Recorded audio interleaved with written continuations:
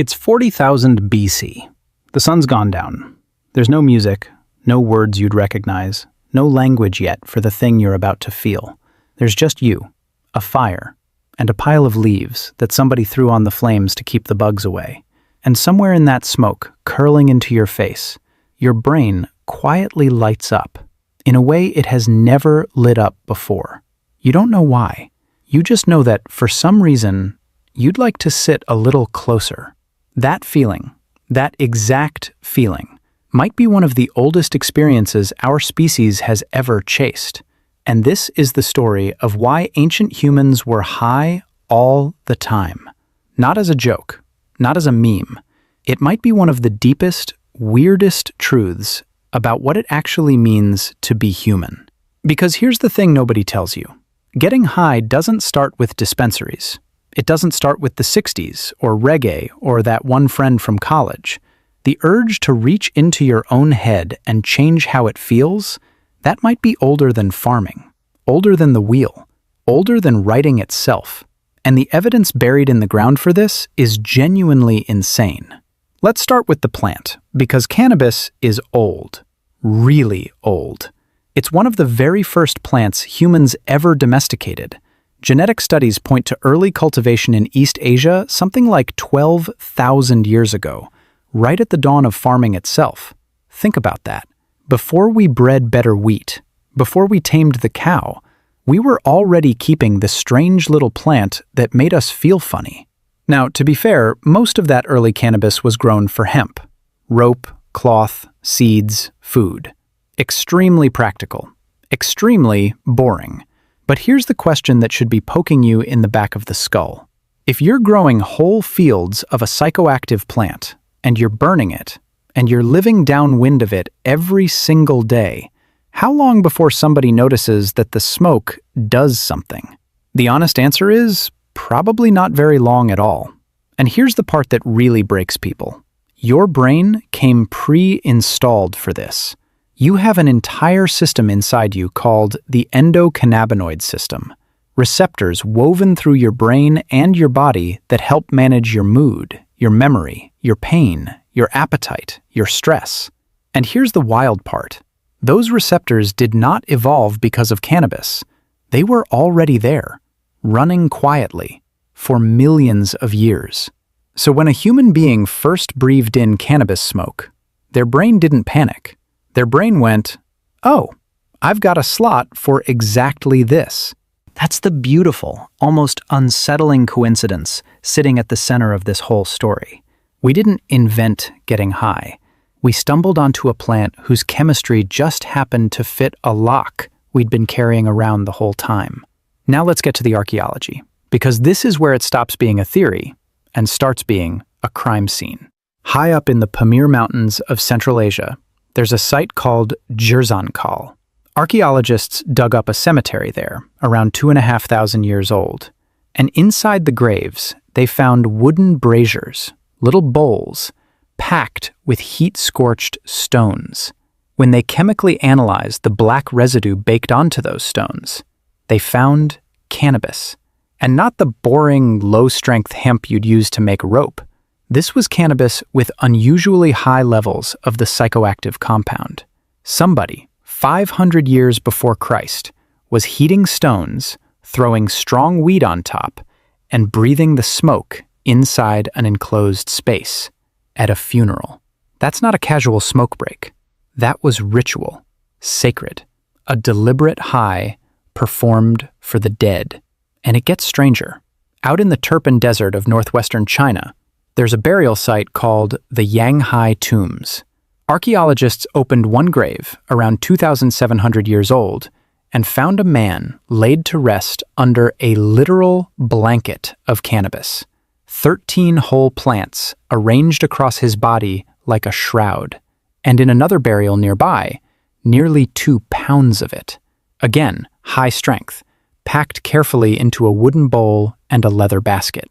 These people didn't just use it, they wanted to take it with them, into the afterlife. That is not the behavior of a species that recently discovered a fun plant. That's the behavior of a species that had built its entire relationship with death around one. And then there's the writing. The ancient Greek historian Herodotus, back in the 5th century BC, described a people called the Scythians, nomads of the Eurasian steppe. He said they'd build small sealed tents, heat stones until they glowed, throw cannabis on top, and then sit inside, breathing the smoke. And his exact words? They would howl with joy. For centuries, historians assumed old Herodotus was exaggerating, just a gullible tourist writing tall tales.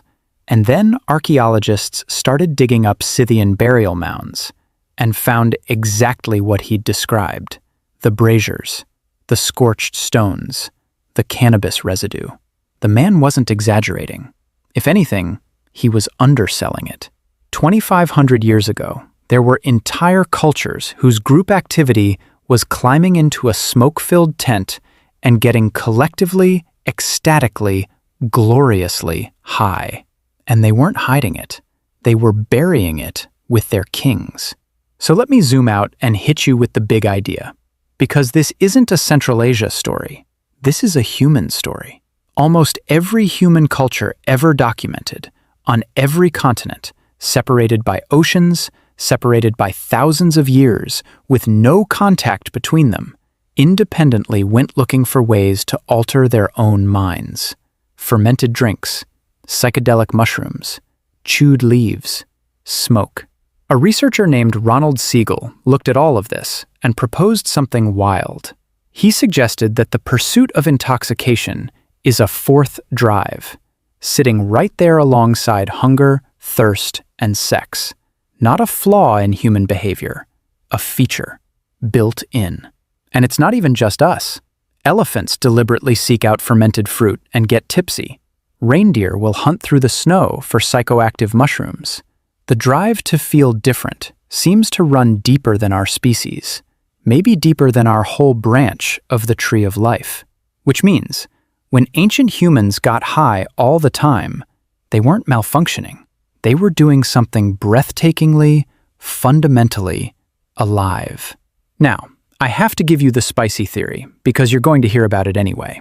There's a famous idea called the stoned ape hypothesis, the claim that psychoactive plants literally sped up the evolution of human intelligence, language, self-awareness, the whole leap.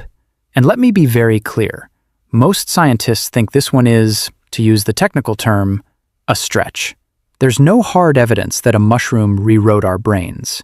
But strip away the science fiction version, and something quieter and much more defensible is left standing.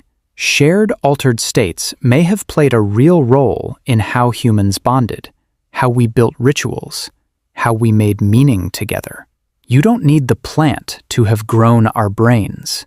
You just need it to have helped us sit in a circle, drop our guard, and trust the person next to us. And that was survival. Because here's what people miss when they picture ancient humans getting high. They picture individuals zoning out alone. But that's not how it worked. It was a group event. Humans are social animals to a life or death degree. For almost all of our history, the lone individual died, and the tight-knit group survived. So anything that deepened trust between people had real, ruthless survival value. And modern neuroscience has actually shown this. Shared rituals literally synchronize people's brains. They increase trust. They strengthen the sense of us. So a circle of ancient humans, breathing the same smoke, slipping into the same altered state together, that wasn't just a party. That was social technology. That was how you built the kind of bone-deep trust that let a group walk into danger together and come back alive. The smoke circle wasn't a distraction from survival. It was part of the machinery of it. But here's the uncomfortable part. For thousands of years, getting high was hard. It was occasional. It was sacred. You had to grow the plant, dry it, build the fire, gather the circle. The sheer effort kept it rare, kept it meaningful. And then, somewhere along the way, we got good at it. Too good.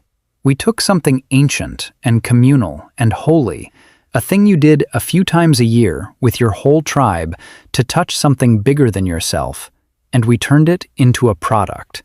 Something convenient, something constant, something you could do alone on a Tuesday to feel nothing. A shaman getting high at a funeral and a person getting high alone to numb out. They're working with the same plant, but they have almost nothing else in common. The plant never changed. What changed is that we quietly removed the fire and the ritual and the circle and kept only the smoke. So, were ancient humans really high all the time? The honest answer is, we don't fully know, and we probably never will. Here's the problem. Weed doesn't fossilize. A leather pouch, a wooden pipe, a basket of dried leaves, all of it rots back into the earth within a few centuries. We only found the graves at Zhangkal and Yanghai because of very specific, very lucky conditions. For every grave we've ever dug up, there are thousands we never will. So the absence of older evidence is not the same as evidence of absence. The physical proof takes us back a few thousand years with confidence, but the behavior, the reaching for smoke that changes your mind, that is almost certainly far, far older than any object we've ever pulled out of the dirt. It may be as old as fire. It may be as old as the very first moment a human looked at a burning plant and thought, "Last time this happened, I felt different. Let me do that again." That's not addiction. That's the exact same spark of pattern recognition that built every other thing we call civilization. So the next time you catch that smell, smoke, a fire, something burning sweet on the wind, understand something. You're standing at the very end of a line that runs unbroken for tens of thousands of years. Ancient humans weren't broken for chasing that feeling. They were doing the most human thing imaginable. Sitting in the dark, together, reaching for a way to feel a little more, a little different, a little closer to each other. The plants changed, the rituals changed, the reasons changed, but the reaching was already ancient long before anyone thought to write it down. You're not doing something new. You're doing something older than the wheel. You're just doing it with the lights on.